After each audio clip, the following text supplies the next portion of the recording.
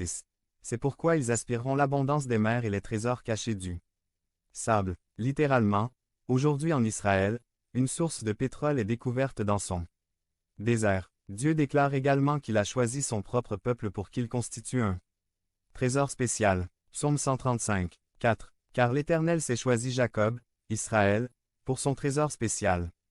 426. Devenez membre de la chaîne et soyez un instrument de la parole de Dieu. Ne manquez pas cette opportunité d'avoir un impact sur des vies. Cliquez maintenant sur le lien dans la description et aidez-nous à diffuser la parole de Dieu. Qui suis-je quand personne ne me regarde? Par Christian Escobar. Résumé. Intégrité. Qui suis-je quand personne ne me regarde? L'honnêteté n'est pas la même chose que l'intégrité. Point. Il existe un cas réel dans lequel un couple est allé acheter de la restauration rapide dans un magasin de hamburgers dans leur voiture. Ils ont commandé leur nourriture et leur commande a été livrée. Le couple a payé et récupéré le paquet avec les hamburgers, puis ils sont partis manger quelque part où ils pouvaient se garer et discuter. La surprise qu'a eue cet homme a été énorme, car en ouvrant le sac, il n'a pas trouvé des hamburgers, mais beaucoup d'argent. Apparemment, le vendeur a mélangé les colis et lui a donné le produit de la journée.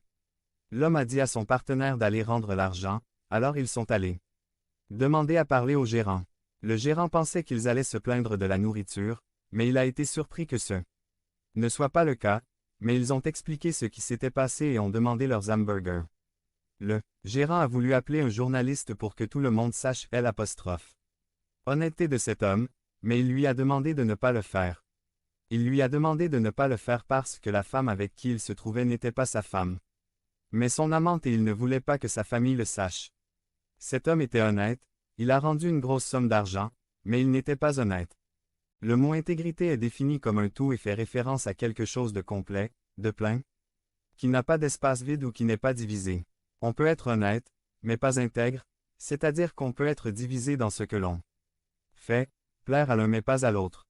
Mentez à votre famille, mais soyez honnête au travail. Lorsque nous manquons d'intégrité, nous perdons la confiance des gens, mais lorsque nous sommes intègres, nous gagnons la confiance de Dieu. Job 2. 3. As-tu pensé à mon serviteur Job? Le Seigneur lui a encore demandé. Point. Il n'y a personne sur terre comme lui. C'est un homme droit et irréprochable, qui m'honore et vit à l'écart du mal. Et même si vous m'avez incité à le ruiner sans raison, il tient toujours à son intégrité.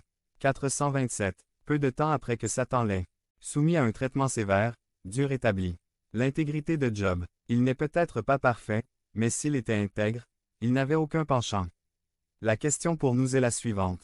Dieu nous voit-il? Que dira-t-il de nous, lorsqu'il nous verra? Et cette question est très importante, car notre intégrité ne se mesure pas sur la base de nos bonnes œuvres ou d'un grand nombre d'activités au nom de Dieu, ou pour le compte des autres, mais plutôt sur qui nous sommes et ce que nous faisons lorsque personne d'autre que Dieu ne nous regarde, nous.